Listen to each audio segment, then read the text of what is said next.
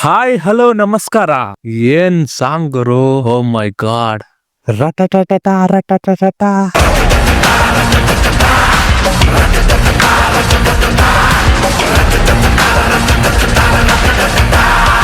ಬಾಬಾ, ಏನ್ ಮೇಕಿಂಗ್ ಗುರು.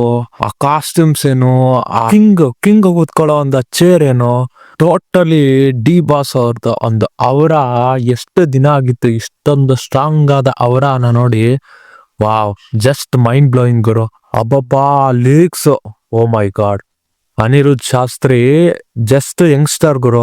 ಅವ್ರಿಗೆ ಇಂಥ ದೊಡ್ಡ ಸ್ಟಾರ್ ಸಿಗೋದೇ ಕಷ್ಟ. ಇಂಥ ದೊಡ್ಡ ಸ್ಟಾರ್ ಸಿಕ್ಕಿದಾರಂದ್ರೆ ಆ ಆಪರ್ಚುನಿಟಿನ ನಾನು ಕಂಪ್ಲೀಟ್ ಆಗಿ ಯುಟಿಲೈಸ್ ಮಾಡ್ಕೋಬೇಕು ಅಂತ. ವಾವ್, ಡೆವಿಲ್ ಮೋಡ್ ಅಂತಾರಲ್ಲ, 100% ಲಿರಿಕ್ಸ್ ಇಂದ ಹಿಡ್ಕೊಂಡು ಆ ಸಿಂಗಿಂಗ್ ಲೆವೆಲ್ ಇಂದ ಹಿಡ್ಕೊಂಡು ಕಂಪ್ಲೀಟ್ ಆಗಿ ಆ ಪಾಸ್ ಅವರ ಲುಕ್ಗಳು, ಈ ಮೂರು ಮ್ಯಾಚ್ ಆಗಿ ಕಂಪ್ಲೀಟ್ ದಿ ಡೆವಿಲ್ ಮೋಡೇ ಇದು. ಮತ್ತೆ ಮ್ಯೂಸಿಕ್ ನಮ್ಮ ಅಜನೀಶ್ ಲೋಕನಾಥ್ ಸರ್ ಕೇಳ್ಬೇಕಾ? ನೋಡಿದ್ರೆ ಕಂಪ್ಲೀಟ್ ಆಗಿ ಒಂದು ಟ್ರಾನ್ಸ್ಫಾರ್ಮೇಶನ್ ಅಂತ ಅನ್ಕೊಬಹುದು ಈ ಮೂವಿಯಲ್ಲಿ. ನನಗೆ ಇದ್ರೆ ನೆಮ್ಮದಿ ಆಗಿರ್ಬೇಕು ಸಾಂಗ್ ನಿಂದ ಹಿಡ್ಕೊಂಡು ಇವತ್ತು ಬಿಡುಗಡೆ ಆದಂತ ಅಲೋಮಾರ ಸಾಂಗ್ ತನಕನು ನಮ್ಮ ಡಿ ಬಾಸ್ ಕರಿಯರ್ ಅಲ್ಲೇ ಇದು ಒಂಥರ ಡಿಫ್ರೆಂಟ್ ಅಂತ ಅನಿಸ್ತಾ ಇದೆ. ಯಾಕಂದ್ರೆ ಇದಂತ ಒಂದು ಪ್ಯಾಟರ್ನ್ ಆಫ್ ಸಾಂಗ್ ಅನ್ನ ಕೇಳ್ಕೊಂಡ್ ಬಂದ್ಬಿಟ್ಟಿದೀನಿ. ಬಟ್ ಈ ಮೂವಿಯಲ್ಲಿ ಇದ್ರೆ ನೆಮ್ಮದಿ ಆಗಿರ್ಬೇಕು ಅದು ಒಂಥರ ಡಿಫ್ರೆಂಟ್ ಆಗಿತ್ತು. ನೆಕ್ಸ್ಟ್ ಒಂದೇ ಒಂದು ಸಲ ಅದಂತೂ ಸಿಕ್ಕಾಬಡೆ ಡಿಫ್ರೆಂಟ್ ಆಗಿತ್ತು. ಇವತ್ತು ಬಂದಿದ್ದಂತ ಅಲೋಮಾರ, ನಾನು ಇಲ್ಲಿ ತನಕನು ನಮ್ ಡಿ ಬಾಸ್ ಮೂವಿಗಳಲ್ಲಿ ಈ ತರ ಜಾನರ್ ನಾನು ನೋಡಿರ್ಲಿಲ್ಲ. And I am very happy. ಈ ಚೇಂಜಸ್ ಎಲ್ಲ ಬೇಕು ಗುರು.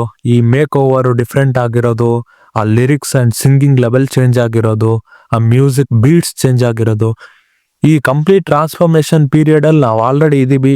ಈ ಚೇಂಜಸ್ ಬೇಕಾಗಿತ್ತು. ಆ ಚೇಂಜಸ್ಗೆ ಅವ್ರು ಅಪ್ಡೇಟ್ ಆಗಿ ಸಾಂಗ್ ಕೊಟ್ಟಿದ್ದಾರೆ. ತುಂಬಾ ಧನ್ಯವಾದ. ಮತ್ತೆ ನಿನ್ನೆ ನಮ್ಮ ಅತ್ತಿಗೆ ವಿಜಯಲಕ್ಷ್ಮಿ ಅವರು ಒಂದು ಪೋಸ್ಟ್ ಹಾಕಿದ್ರು. ಏನಪ್ಪಾ ಅಂದ್ರೆ, ಈ ಮೂವಿಯಲ್ಲಿ ಇರುವಂತ ಸಾಂಗ್ ಗಳಲ್ಲಿ ಇದೇ ನನ್ನ ಮೋಸ್ಟ್ ಫೇವರೇಟ್. ಯಾಕಂದ್ರೆ ಇದರಲ್ಲಿ ನಿಮ್ಮ ಡಿ ಬಾಸು ತುಂಬಾ ಸಖತ್ತಾಗಿ ಡ್ಯಾಶಿಂಗ್ ಆಗಿ ಕಾಣ್ತಾರೆ ಅಂತ. ಸೊ ಆವಾಗ್ಲೇ ನನ್ಗೆ ಒಂದು ಮಿನಿಮಮ್ ಎಕ್ಸ್ಪೆಕ್ಟೇಷನ್ ಅನ್ನೋದಿತ್ತು. ಬಟ್ ಇವತ್ ಸಾಂಗ್ ನೋಡಿದ್ಮೇಲೆ ಅಮ್ಮಮ್ಮ, ಲುಕ್ಸ್, ಯೋ ಮೈಂಡ್ ಬ್ಲೋಯಿಂಗ್ ಗುರು. ಇಲ್ಲಿ ತನಕ ಎಷ್ಟು ವರ್ಷ ಆಗಿತ್ತು ಇಷ್ಟೊಂದು ವಿಂಟೇಜ್ ಡಿ ಬಾಸ್ ನೋಡಿ. Seriously now I am witnessing complete vintage D boss. ಅದು ಅವ್ರ ಪರಿಸ್ಥಿತಿ ಏನಾಗಿತ್ತು, ಆ ಪರಿಸ್ಥಿತಿಯಲ್ಲಿ ಇಷ್ಟು ಸಖತ್ತಾಗಿ ಕಾಣಿಸಿದ್ದಾರೆ. ಅಂಡ್ ಈ ಮೂವಿಯಲ್ಲಿ ಆ ಪ್ರೊಡಕ್ಷನ್ ವರ್ಕ್, ಸೀರಿಯಸ್ಲಿ ಇದು ಒಂದು ಸಾಂಗ್ದು ಅವ್ರು ಬಳಸಿದಂತ ಕಾಸ್ಟ್ಯೂಮ್ಸ್ ಆಗಿರ್ಬೋದು, ಆ ಬ್ಯಾಕ್ ಗ್ರೌಂಡ್ ಅಲ್ಲಿ ಬರುವಂತ ಎಲ್ಲಾ ಸೆಟ್ ಆಗಿರ್ಬೋದು, ಇದು ಒಂದರಿಂದ ಒಂದೊಂದು ಶಾರ್ಟ್ ಮೂವಿಗಳು ಮಾಡ್ಬೋದ್ರಿ. ಅಷ್ಟು ವ್ಯಾಲ್ಯೂವನ್ನ ಆಡ್ ಮಾಡಿದ್ದಾರೆ ಪ್ರೊಡಕ್ಷನ್ ಟೀಮ್ ಅವರು. Hats up. ನಮ್ಮ ಡಿ ಬಾಸ್ ಹಾಕೊಂಡಿರೋ ಸೂಟ್ಗಳಿಗೆ ಒಂದೊಂದಕ್ಕೆ ಅದೆಷ್ಟು ಬೆಲೆ ಇರುತ್ತೋ ನನ್ಗಂತೂ ಗೊತ್ತಿಲ್ಲ. But completely oh my god, ಆ ಲುಕ್ ಡಿ ಬಾಸ್ ಅವ್ರದ್ದು ಮೈಂಡ್ ಬ್ಲೋಯಿಂಗ್ ಅಂತ ಹೇಳ್ತೀನಿ. ನಾನು ಇವತ್ತು ಒಬ್ಬ ವ್ಯಕ್ತಿ ಬಗ್ಗೆ ಸ್ಪೆಷಲ್ ಮೆನ್ಷನ್ ಮಾಡಿ ಹೇಳಲೇಬೇಕು. ಅದು ಸಿನಿಮ್ಯಾಟೋಗ್ರಫಿ ಬೈ ನಮ್ಮ DOP ಸುಧಾಕರ್ ಸರ್ ಅವರು. ನಮ್ ದರ್ಶನ್ ಸರ್ ಕರಿಯರ್ ಅಲ್ಲಿ ಅಪ್ ಟು ರಾಬರ್ಟ್ ಮೂವೀಸ್ ಎಷ್ಟು ಬಂದಿದಾವೆ ಅದರದೆಲ್ಲ ಒಂದು ಪ್ಯಾಟರ್ನ್ ಆಫ್ ಫೋಟೋಗ್ರಫಿ ಇರುತ್ತೆ. ನೀವು ಕುತ್ಕೊಂಡು ನೋಡಿ. ಬಟ್ ರಾಬರ್ಟ್ ಮೂವಿಯಿಂದ ಮತ್ತೆ ಕಾಟೇರ ಮೂವಿ, ಇವೆರಡು ಮೂವಿಯಲ್ಲಿ ನೋಡಿ ಕ್ವಾಲಿಟಿ ಅನ್ನೋದು ಎಷ್ಟು ಡ್ರಾಸ್ಟಿಕ್ ಆಗಿ ಚೇಂಜ್ ಆಗಿದೆ. ನೀವ್ ಹೇಳ್ಬೋದು ಟೆಕ್ನಾಲಜಿ ಚೇಂಜ್ ಆಗಿದೆ, ಅದಕ್ಕೆ ಇದು ಕೂಡ ಚೇಂಜ್ ಆಗಿದೆ ಅಂತ. ಆಗಲ್ಲ. ಅದು ಛಾಯಾಗ್ರಾಹಕನ ವಿಶೇಷ ಕಲೆ ಅಂತ ಹೇಳ್ತೀನಿ. ಅವರು ನಮ್ಮ ಡಿ ಬಾಸ್ ಅವರ ಮೂವಿಗಳಿಗೆ ಸಖತ್ ಅಡಿಷನ್ ಅಂತ ಹೇಳ್ತೀನಿ. ಯಾಕಂದ್ರೆ ರಾಬರ್ಟ್ ಗಿಂತ ಮುಂಚೆ ಬಂದಿರುವಂತ ಎಲ್ಲಾ ಮೂವಿಗಳಲ್ಲೂ ಒಂದ್ ಸೆಟ್ ಆಫ್ ಶಾರ್ಟ್ಸ್ ಇರುತ್ತೆ. ಬಟ್ ರಾಬರ್ಟ್ ಮತ್ತೆ ಕಾಟೇರದಲ್ಲಿ ಒಂದು ಎಂಟ್ರಿ ಸೀನ್ ಇಂದ ಇಟ್ಕೊಂಡು ಒಂದು ಬಾವಿ ಫೈಟ್ ಸೀನ್ ತನಕನು ಎಷ್ಟು ಅಮೋಘವಾಗಿ ಕ್ಯಾಪ್ಚರ್ ಮಾಡ್ಬೋದು ಅಂತ ತೋರಿಸ್ಕೊಟ್ಟಿದ್ದು ನಮ್ಮ ಸುಧಾಕರ್ ಸರ್. ಸೊ ಅವರ ಛಾಯಾಗ್ರಾಹಕ ಕಲೆ ಈ ಮೂವಿಯಲ್ಲಿ, ಡೆವಿಲ್ ಮೂವಿಯಲ್ಲಿ ಎಷ್ಟು ಅದ್ಭುತವಾಗಿ ಕಾಣಿಸ್ತಾ ಇದೆ ಅಂತಂದ್ರೆ, ಜಸ್ಟ್ ಈ ಬಿಡುಗಡೆ ಆಗಿರೋದು 3 ಸಾಂಗ್ಸ್ ಅಲ್ವಾ. ಒಂದು ಫಸ್ಟ್ ಬರ್ಡೇ ಟೀಸರ್ ಬಿಟ್ಟಿದ್ರಲ್ಲ ಅದು, ಮತ್ತೆ ನೆಕ್ಸ್ಟ್ ಇಯರ್ ಬರ್ಡೇ ಟೀಸರ್ ಬಿಟ್ಟಿರಲ್ಲ ಅವೆರಡು. ಈ 4ರಲ್ಲೂ ನೋಡಿ ಆ ಸಿನಿಮ್ಯಾಟೋಗ್ರಫಿ ಕ್ಯಾಪ್ಚರ್ ಮಾಡಿರುವಂತದ್ದು ಎಷ್ಟು ಡಿಫರೆಂಟ್ ಆಗಿ, ಸಖತ್ತಾಗಿ, ಸ್ಟೈಲಿಶ್ ಆಗಿ ಬಂದಿದೆ. ಅದ್ಯಾವ್ದು ಇವೆಲ್ಲಾನು ಬಿಟ್ಬಿಡಿ. ಸ್ಟಾರ್ಟಿಂಗ್ ಒಂದೇ ಒಂದು ಫಸ್ಟ್ ಟೀಸರ್ ಬಿಟ್ರಲ್ಲ ಫಸ್ಟ್ ಬರ್ಡೇಗೆ, ಕರಕತ ತಕತ ಕರಕತ, ಅದು ನೋಡ್ಕೊಂಡ್ಬಿಡಿ. ಅವರ ವರ್ಕ್ ನಿಮ್ಗೆ ಗೊತ್ತಾಗುತ್ತೆ. ಸೊ ಅವರ ಕಲೆ, ನಾನು ಇಡೀ ಮೂವಿಯಲ್ಲಿ ಅವರ ಛಾಯಾಗ್ರಾಹಕ ಕಲೆನ ನೋಡಕ್ಕೆ ನಾನಂತೂ ಸಖತ್ತಾಗಿ ವೆಯ್ಟ್ ಮಾಡ್ತಾ ಇದ್ದೀನಿ. Choreography by Santhu master. ಅವರು ಸಾಂಗ್ ಅಲ್ಲಿ ಕೊರಿಯೋಗ್ರಫಿ ನಿಮ್ದು ಸೂಪರ್ ಸಾರ್. ಸೊ ಇನ್ನೊಂದು ಸಾಂಗ್ ಅಲ್ಲೂ ನಿಮ್ದೇ ಕೊರಿಯೋಗ್ರಫಿ ಇರುತ್ತೆ, ಅಫ್ಕೋರ್ಸ್ ಅದು ಕೂಡ ಚೆನ್ನಾಗಿರುತ್ತೆ. Seriously you work really well. ಇನ್ನು ನಮ್ಮ ಡೈರೆಕ್ಟರ್ ಪ್ರಕಾಶ್ ವೀರ್ ಅವರು, ಇವರು ಇಲ್ಲಿ ತನಕ ಮಾಡಿರೋ ಮೂವೀಸು ಯಾವ್ದ್ಯಾವ್ದು ಅವ್ರದ್ದು ಎಷ್ಟು ಪ್ರಮಾಣ ಹಿಟ್ ರೇಟ್ ಇದೆ ಅಂತ ನಾನು ಹಿಂದಿನ ವಿಡಿಯೋ ಅಲ್ಲಿ ಆಲ್ರೆಡಿ ಒಂದೇ ಒಂದು ಸ್ವಿವ್ ಮಾಡ್ಬೇಕಾದ್ರೆ ಹೇಳಿದ್ದೆ. ಈ ವಿಡಿಯೋದಲ್ಲಿ ಅವ್ರ ಬಗ್ಗೆ ನಾನು ಏನ್ ಹೇಳ್ಬೇಕು ಅಂತ ಅಂದ್ರೆ, ನಿರ್ಮಾಪಕ ಆಗಿ ಒಬ್ಬ ನಿರ್ದೇಶಕ ಆಗಿ ಕಂಪ್ಲೀಟ್ ಆಗಿ ಈ ಮೂವಿಯಲ್ಲಿ ತಮ್ಮ 100% ಕೊಟ್ಟಿದ್ದಾರೆ. 100% ಡೆಡಿಕೇಶನ್ ಪ್ರತಿಯೊಂದು ವರ್ಕ್ ಅಲ್ಲೂ ಕಾಣಿಸ್ತಾ ಇದೆ. ಎಷ್ಟೋ ವರ್ಷ ತಾರಕ್ ಮೂವಿ ಯಾವಾಗೋ ಬಂದಿದ್ದಲ್ವಾ, ಸೊ ಅಷ್ಟು ವರ್ಷಗಳ ಗ್ಯಾಪ್ ಮಧ್ಯೆ ಒಂದು ಒಳ್ಳೆ ಸ್ಕ್ರಿಪ್ಟ್ ರೆಡಿ ಮಾಡ್ಕೊಂಡು ಈ ಸಾರಿ ಏನೋ ಒಂದು ದೊಡ್ಡದಾಗಿ ಮಾಡಬೇಕು ಅಂತ ಒಂದು ಲಾರ್ಜ್ ಸ್ಕೇಲ್ ಅಲ್ಲಿ ಮಾಡಿದ್ದಾರೆ. ಅವ್ರಿಗೆ ಯಶಸ್ಸು ಅನ್ನೋದು ಸಿಗ್ಲೇಬೇಕು. ಸಖತ್ ಕ್ವಾಲಿಟಿ ಫ್ರಮ್ ಮೇಕಿಂಗ್ ಇಂದ ಇಟ್ಕೊಂಡು ಸ್ಟೋರಿ ತನಕನೂ ಇರುತ್ತೆ ಅಂತ ನಾನ್ ಎಕ್ಸ್ಪೆಕ್ಟ್ ಮಾಡ್ತಾ ಇದ್ದೀನಿ. ಇನ್ನೇನು 25 ದಿನ ಉಳಿತಲ್ವಾ ಇವತ್ತಿಗೆ, ಮ್ಯಾಕ್ಸಿಮಮ್ ಅಷ್ಟೇ ಇರೋ 25 ದಿನಕ್ಕಿಂತ ಕಡಿಮೆನೆ ಅನ್ಕೊಳ್ಳಿ. ಯಾಕಂದ್ರೆ ವಿಡಿಯೋ ಇವತ್ ಕೆಲವೊಬ್ರು ನೋಡ್ತೀರಾ, ನಾಳೆ ಕೆಲವೊಬ್ರು ನೋಡ್ತೀರಾ, ನಾಡಿದ್ ಕೆಲವೊಬ್ರು ನೋಡ್ತೀರಾ. ಸೊ 25 ದಿನದಕ್ಕಿಂತ ಕಡಿಮೆ ಅಂತ ಅನ್ಕೊಳ್ಳಿ. ಏನೇನ್ ಬರ್ಬೋದು ಅಂತಂದ್ರೆ, ಒಂದು ಟ್ರೈಲರ್ 100% ಬರುತ್ತೆ, may be December first week ಅಂತ ನಾನ್ ಅನ್ಕೊಂಡಿದ್ದೀನಿ. ಇನ್ನ ಒಂದು ಸಾಂಗು ಬ್ಯೂಟಿಫುಲ್ ಮೆಲೋಡಿ ಟ್ರಾಕ್ ನಮ್ಮೆಲ್ಲರಿಗೂ ವೇಟ್ ಮಾಡ್ತಾ ಇದೆ.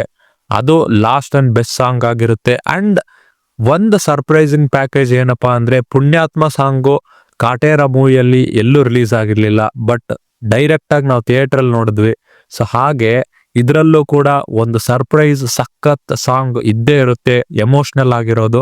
ಅದು ಖಂಡಿತ ಥಿಯೇಟರ್ ನಮ್ಮೆಲ್ಲರಿಗೂ ಕೇಳ ಸಿಗುತ್ತೆ ಅಂತ ನನಗೆ ಒಂದು 100% ಎಕ್ಸ್ಪೆಕ್ಟೇಷನ್ ಇದೆ.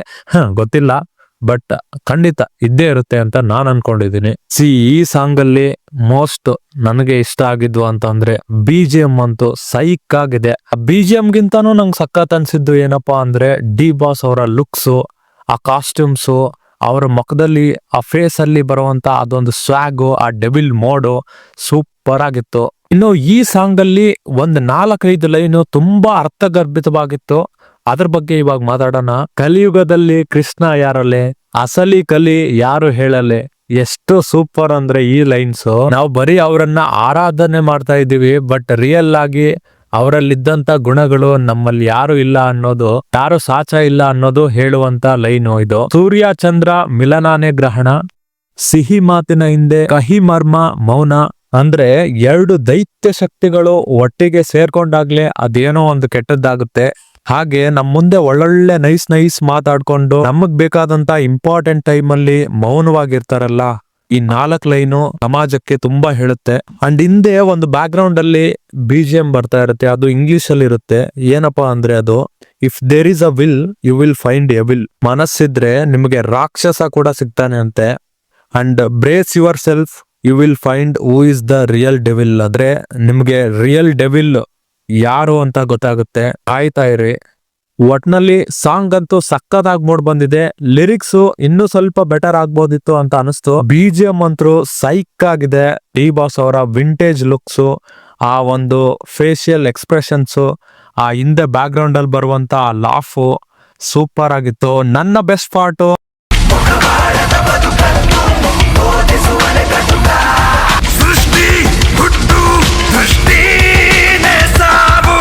ನಿಮಗೆ ಈ ಸಾಂಗ್ ಅಲ್ಲಿ ಬೆಸ್ಟ್ ಮೂಮೆಂಟ್ ಯಾವುದು ಅಂತ ಕೆಳಗಡೆ ಕಾಮೆಂಟ್ ಮಾಡಿ. ಹಾಗೆ ವಿಡಿಯೋ ಇಷ್ಟ ಆದ್ರೆ ಒಂದು ಲೈಕ್, ಕಾಮೆಂಟು, ಶೇರ್ ಮಾಡಿ. ಎಂದಿನಂತೆ ಮುಂದಿನ ವಿಡಿಯೋದಲ್ಲಿ ಸಿಗ್ತೀನಿ. ಇನ್ನೇನು ನಮ್ಮ ಡೆವಿಲ್ ಚಿತ್ರದ ಅಪ್ಡೇಟ್ಸ್ ಗಳು ಇನ್ಮೇಲೆ ಸೂಪರ್ ಆಗಿ ಬರ್ತಾ ಹೋಗ್ತವೆ. ಈ ಮೂವಿ ಹಿಂಗೆ ಇರ್ಬೋದು ಅಂತ ಇಲ್ಲಿ ತನಕನು ಯಾರಿಗೂ ಏನು ಗೆಸ್ಸೆ ಮಾಡಕ್ ಆಗಿಲ್ಲ. ಬಟ್ ನನಗೆ ಸಾಂಗು, ಟೀಸರು ಇವೆಲ್ಲದರದ ಅನಾಲಿಸಿಸ್ ಮಾಡಿ ನಾನ್ ನಿಮ್ಗೆ ಏನ್ ಹೇಳಕ್ ಇಷ್ಟಪಡ್ತೀನಿ ಅಂತಂದ್ರೆ, ಈ ಮೂವಿಯಲ್ಲಿ ಸೀರಿಯಸ್ಲಿ ಡಿ ಬಾಸ್ ಅವ್ರದ್ದು ಮಿನಿಮಮ್ 3 ಶೇಡ್ ಅಂತೂ ಇರುತ್ತೆ.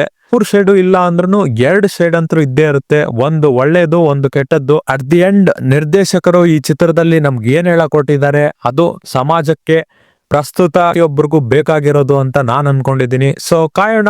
ಡಿಸೆಂಬರ್ 12ಕ್ಕೆ ಭರ್ಜರಿ ಜಾತ್ರೆ ಅಂತೂ ಕರ್ನಾಟಕದಾದ್ಯಂತ ಇರುತ್ತೆ. ಅಲ್ಲಿ ತನಕ ಕಾಯೋಣ. ಅಲ್ಲಿ ತನಕ ಡೆವಿಲ್ ಮೂವಿ ಪ್ರಮೋಷನ್ ಮಾಡ್ತಾ ಇರೋಣ. ಮತ್ತೆ ಸಿಗೋಣ.